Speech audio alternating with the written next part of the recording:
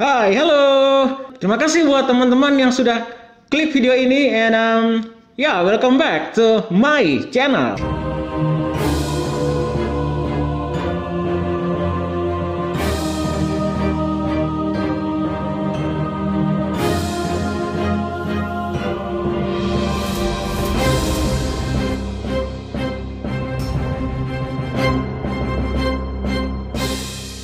Saya ucapkan banyak terima kasih buat teman-teman yang sudah subscribe. Terima kasih juga buat teman-teman yang sudah komentar di video saya kemarin, sudah memberikan support video saya. Saya akan menceritakan kasus yang terjadi di Liverpool, Inggris. Video kali ini saya akan memberikan giveaway buat teman-teman yang komentarnya paling bagus. Giveaway-nya ini nih. Pralin coklat 3 varian rasa, diproduksi oleh Coklat State Gorontalo. Simak terus video ini dan dapatkan giveaway-nya. Tapi jangan lupa di like dulu, di subscribe, lalu di komentar. Cerita ini sangat seru banget, menguras emosi. Teman-teman masih punya kesempatan untuk ambil air minum atau teh, kopi, atau minuman bersoda lainnya. Cemilannya juga sambil nonton video ini. Saya hitung sampai 5, akan segera dimulai. 5, 4, 3, 2, 1. Check it out. James Patrick Bulger. Ayahnya bernama Ralph Stephen Bulger dan ibunya bernama Dennis Bulger. James lahir pada tanggal 16 bulan Maret 1990 di Liverpool, Inggris. Kasus ini bermula dari Dennis mengajak James ke New Strand Shopping Mall pada tanggal 12 Maret 1993, which is mau ulang tahun ya, udah mau dekat tanggal ulang tahunnya si James ini. Saat itu James berusia sekitar mau 3 tahunan ya.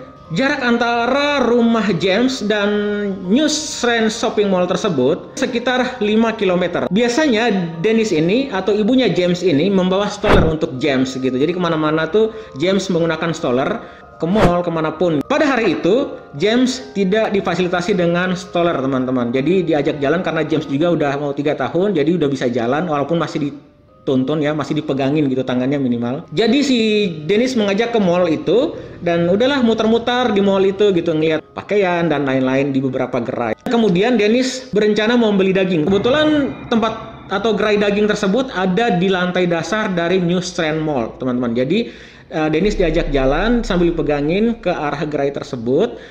Kemudian Dennis melakukan transaksi, mau bayar nih teman-teman.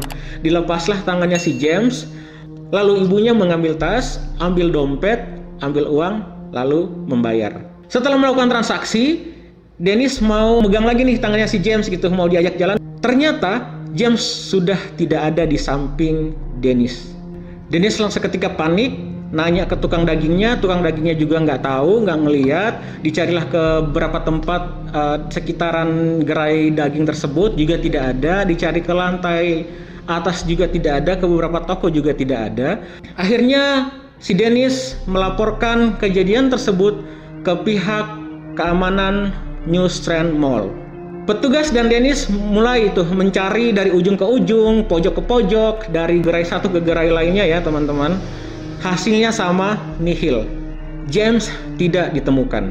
Keesokan harinya, Dennis kembali lagi ke mall tersebut, dibantu oleh pihak keamanan mall, mencari informasi kembali, kemudian diumumkan di speaker mall, dan kemudian ke ruang CCTV. Nah, dari ruang CCTV ini, ditemukan James jalan bersama kedua anak remaja.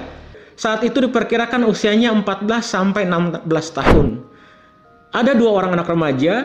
Anak remaja pertama berjalan sambil memegangi James, dan anak kedua berada di depan James dan anak pertama ini, teman-teman.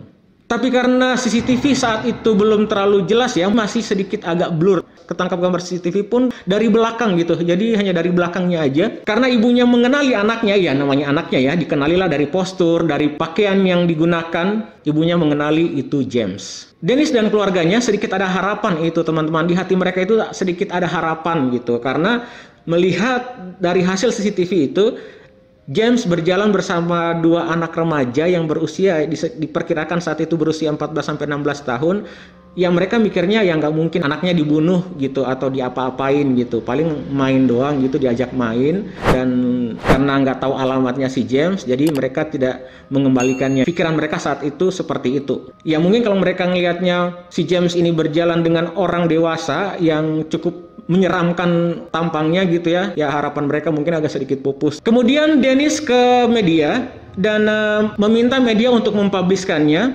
yang memohon anaknya segera dikembalikan. Siapapun yang bersama James diharapkan untuk segera mengembalikan James kepada Dennis. Usaha itu sia-sia teman-teman. Tidak ada kabar dari pihak manapun, tidak ada yang mengantarkan anak itu ke alamatnya Dennis. Jadi harapan mereka pupus saat itu.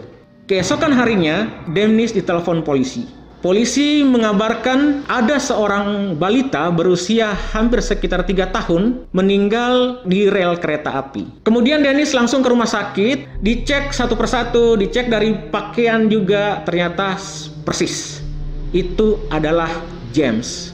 Kemudian polisi melakukan penyelidikan, disebarkanlah berita ini ke semua kantor polisi yang ada di Inggris saat itu. Polisi mulai melihat berkas-berkas atau laporan-laporan yang melibatkan anak kecil yang berusia sekitar 14 sampai 16 tahun. Setelah diselidiki, ada salah satu anak yang berusia sekitar 16 tahun, yaitu tetangganya James sendiri, diperiksa, dibawalah ke kantor polisi, diinterogasi. Anak tuh sempat dibully sama tetangga-tetangganya James, teman-teman. Sempat dituduh segala macam gitu. Dan ternyata tuduhan itu tidak benar. Anak tersebut tidak ada hubungannya dengan menghilangnya James. Setelah beberapa hari penyelidikan, polisi mendapatkan telepon dari seorang wanita yang mengaku ada seorang anak bolos sekolah pada tanggal kejadian tersebut. Anak ini tidak masuk sekolah bersama temannya, hanya main-main, entahlah kemana, dan pulang ke rumahnya itu udah agak sedikit malaman gitu. Kemudian polisi mulai melakukan penyelidikan sesuai dengan informasi dari ibu ini. Dan akhirnya polisi menemukan 2 orang anak berusia 10 tahun. Jauh dari perkiraan sebelumnya. Kedua anak itu bernama John Venable dan Robert Thompson. Mereka berdua berteman dan kemudian polisi mulai melakukan interogasi terhadap mereka berdua. Polisi sedikit menemukan hambatan dalam proses interogasi ini, teman-teman. Karena Robert dan John tidak mengakui perbuatan mereka. Bahkan si Robert ini menangis tanpa air mata, membuat polisi makin curiga nih, ada sesuatu nih yang disembunyikan sama anak ini nih. Si Robert tuh sampai loncat dari kursi, meluk ibunya, meluk polisi sambil nangis. Tapi tangisannya itu tanpa air mata, dan dia melempar kesalahan ke John. Katanya memang mereka bermain bersama James. Tapi setelah itu Robert pulang ke rumah. James dan John ditinggalkannya gitu, teman-teman. Dia pulang ke rumah dan setelah itu dia nggak tahu apa-apa. Ya gitu. Nah si John pun seperti itu. Jadi mereka saling tuduh seperti itu gitu. Setelah beberapa hari interogasi, akhirnya mereka mengakui mereka telah mencuri James dan membunuh James. Kemudian kasus ini masuk ke tahap persidangan. Di persidangan inilah semuanya terbongkar. Detailnya kejadian itu, mereka melakukan apa terhadap si James, terkuaklah semua, teman-teman. Jadi sebelum mereka ini menculik James atau membawa James dari New Strand Mall, mereka terlebih dahulu sudah mencuri boneka, sudah mencuri cat kaleng berwarna biru dan beberapa permen. James diajak berjalan sejauh 5 km ke arah rel kereta api. Sepanjang perjalanan itu, James sudah dianiaya, dipukulin, ditampar, ditonjok. Bahkan salah satu di antara mereka memukul menggunakan batu bata yang mengakibatkan kepala James berdarah. Sekitar 30 orang lebih yang melihat mereka berjalan menuju rel kereta api. Tibalah mereka di rel kereta api. Penganiayaan, penyiksaan di sini berlanjut, teman-teman. James dianiaya dengan cara ditampar, ditonjok, ditendang, dilempar kaleng cat yang sudah kondisi terbuka, kena kepala dan catnya kena di mata James. Seketika James jatuh, menangis, kesakitan. Tidak berhenti di sini perbuatan anak-anak ini, teman-teman. Mereka mengambil besi yang beratnya 10 kg dan memukulkan di badan dan kepala James. seketika James tanpa suara terdiam, tidak nangis lagi, dan tidak berhenti sampai di sini juga, teman-teman. Masih berlanjut. Diangkatlah James ke rel kereta api dengan tujuan ditabrak kereta api. Setelah James diletakkan di tengah rel kereta api, badannya, kepalanya dikasih beberapa batu, dan mereka meninggalkan James dalam keadaan sudah tidak berdaya. Selang beberapa menit mereka pergi, lewatlah kereta tuh dan menabrak James. Menurut tim forensik, tengkorak kepala pecah menjadi 10 bagian, badan hancur, hanya tersisa beberapa bagian yang sedikit utuh. Dan menurut pihak kepolisian, di dalam mulut James ditemukan batu baterai, dan mohon maaf, di bagian anus James diperkirakan polisi dimasukkan batu baterai juga, teman-teman.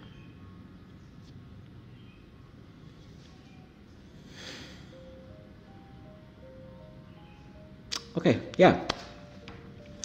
Saya speechless dengan ini nih, dengan cerita ini, teman-teman. Beberapa kali saya baca tuh agak nyesek, kok bisa anak 10 tahun melakukan itu. Dan ya, tujuan mereka meletakkan James di rel itu untuk menutupi perbuatan mereka. Jadi seolah-olah si James ini emang meninggalnya karena insiden ditabrak, mungkin yang main di rel kereta terus ditabrak. Ternyata mereka menganiaya dengan sekejam itu, teman-teman. Kasus ini menghebohkan satu Inggris. Masyarakat Inggris datang ke persidangan yang ruangannya itu hanya menyediakan 40 kursi. Ternyata penuh, bagian luarnya juga penuh. Bahkan terjadi insiden lempar kursi, lempar meja.